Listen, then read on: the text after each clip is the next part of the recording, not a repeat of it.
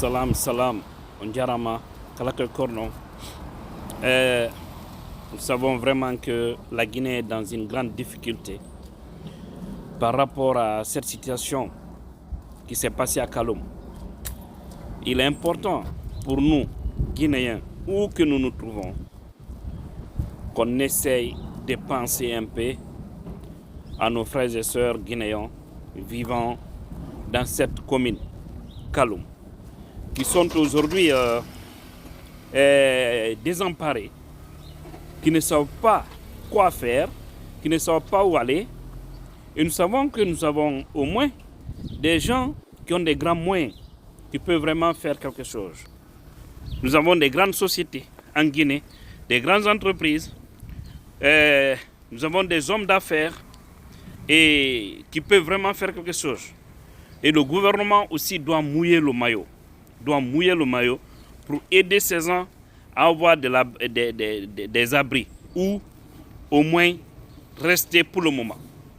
Parce que partout où le feu a touché, les gens ont tout perdu. Tout, complètement, tout est perdu. Et nous avons enregistré un grand lot de malades.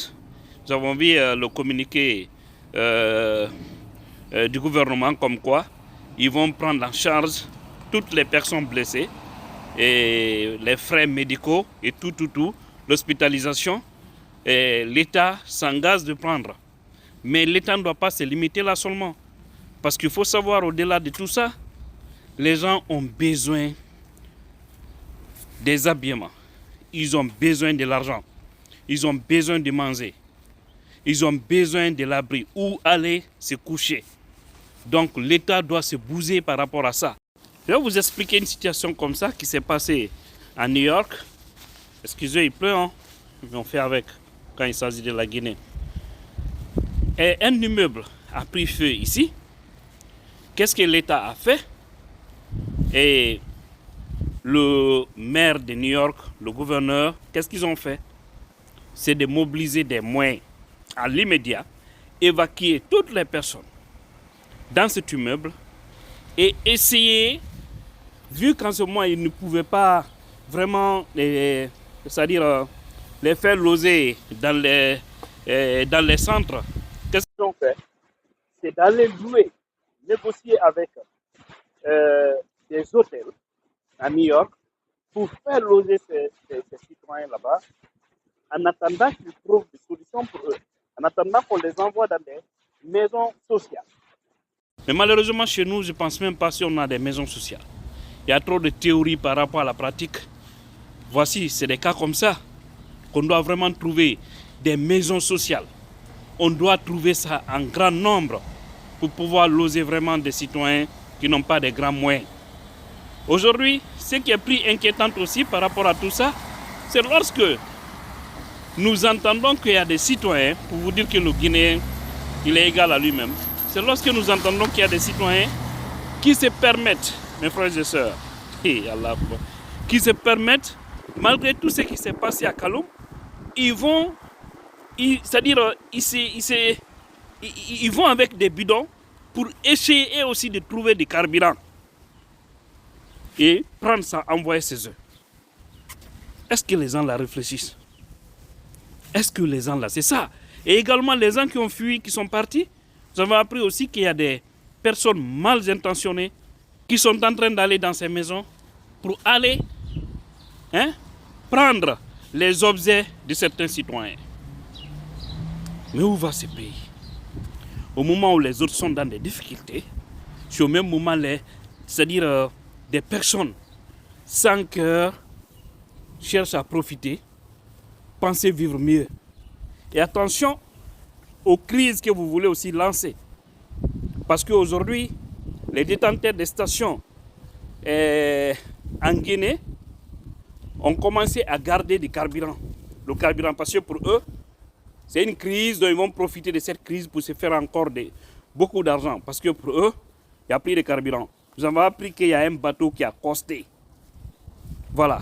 Vous ne devez pas profiter de cette situation pour faire pleurer encore les citoyens. Parce que plus le carburant va monter, plus le coût de la vie sera cher. Et c'est pas ce que nous souhaitons. Nous sommes à une période de solidarité. Nous demandons encore une fois à toutes les bonnes volontés, que vous soyez en Guinée ou à l'étranger, essayons de faire quelque chose pour ces citoyens de Kaloum. Ceux qui ont des bâtiments, ceux qui peuvent vraiment loger certains, en attendant qu'ils ne trouvent solution dans les banlieues, que ce soit à Ratoma, à Dixine, à Matam, à Matoto ou à Dibreka, à Koya, franchement, essayez d'avoir le cœur large, le dos large, pour pouvoir vraiment prendre au moins quelques-uns pour les héberger là en attendant qu'il y ait une solution pour eux. Parce que c'est vraiment triste et c'est vraiment regrettable. Et je suis très choqué lorsque je vois certains sortir parler pour dire que c'est bien fait pour les gens de Kaloum. Ils sont avec tout le monde, ils n'ont pas de conviction. Maintenant, le malheur qu'ils les ont eu, le malheur là, ils sauront que le gouvernement, c'est des profitards, c'est des géros. Ce n'est pas le moment de politique ça. C'est une question humanitaire. Ça pouvait être à Ratouma, ça pouvait être à Labé, ça pouvait être à Kankan, ça pouvait être à Zérékoré, ça pouvait être à Boké. Sortez dans cette finesse d'esprit. Hein? Sortez dans cette finesse d'esprit. Les gens qui ont été victimes à Kaloum là, vous savez c'est qui est qui? Vous ne les connaissez pas? C'est toutes les ethnies confondues. Parce qu'il y a tous les Guinéens à Kaloum. C'est vraiment regrettable ce pays. C'est très très regrettable. Hein? Donc essayez, encore une fois de plus, essayez de se bouger. Les grandes sociétés, les sociétés minières en Guinée, toutes les grandes entreprises en Guinée, essayez de faire quelque chose. Supposons tout de suite, ceux qui ont des usines de farine, ils peuvent vraiment aider pour permettre au moins aux gens d'avoir du pain à moindre coût. Ceux qui ont des magasins du riz et autres, ils peuvent faire ces sacrifices maintenant là pour faire du don, l'huile, etc. Les hommes politiques aussi doivent se bouger à travers les relations pour pouvoir faire quelque chose. Vous avez vu une sortie du président Sultan Diallo qui m'a beaucoup plu, qui a vraiment incité les gens à faire face à la situation des citoyens de Kaloum, afin de les venir en aide. C'est extrêmement important. Je sais que aussi d'autres partis et d'autres hommes politiques ont fait la même chose. C'est sûr, parce que là, on ne parle pas de politique, là, on ne parle pas de l'ethnie. On parle d'un danger sur des citoyens guinéens. Et pour ça, nous devons nous donner les mains pour pouvoir les venir en aide. Et je crois que ça sera une belle leçon pour les autorités. Lorsque des gens vous attirent votre attention sur des faits, je pense que prochainement, vous allez faire face. Parce qu'il y a longtemps, les gens ont parlé de ces dépôts. Ce n'était plus sa position. Ce n'était plus son lien à Kaloum. Les gens ont parlé. Maintenant, c'est quand ça a explosé là. Ils commencent à nous dire qu'ils avaient déjà un projet comme ça à Kankan. Quel autre projet vers Forécaria. Vous voyez, parce que oui, maintenant cette action-là s'est passée.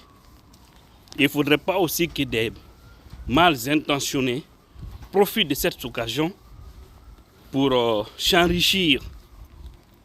Parce que les gens ont commencé aussi à aller dans des stations, à Conakry, partout, avec des bidons, pour se procurer un carburant, pour aller garder, stocker ça chez eux. Partir encore créer notre danger. Parce que si vous prenez du carburant, vous partez sur vous, vous gardez ça, dites-vous que vous êtes assis sur une bombe. Vous ne savez pas à quel moment ça va exploser. Tout ça dans l'intention de faire du mal aux citoyens. Parce que ouais, il y a cette situation, on dit bon, il y aura une crise, on va profiter pour augmenter le prix des carburants. On est trop méchants. Ce n'est vraiment pas le moment. Et merci également à Bilo Lasco, je l'ai vu ouvert une cagnotte par rapport à cette situation pour les gens de Kaloum. Et pour tous ceux qui veulent faire quelque chose, vous pouvez aller sur sa page, vous allez voir cette cagnotte ouverte. Et Franchement, c'est une bonne initiative. Et je sais que directement ou indirectement, vous pouvez avoir des gens qui peuvent être en contact avec un membre de famille de Kaloum, à Kaloum d'ailleurs, j'allais dire, et pour pouvoir vraiment venir en aide à nos chers compatriotes de ce côté. Courage à vous, courage à vous. Ainsi va la vie. Ce n'est qu'un temps. Espérons que tout cela va rentrer en ordre et que les bonnes volontés vont aider. Merci.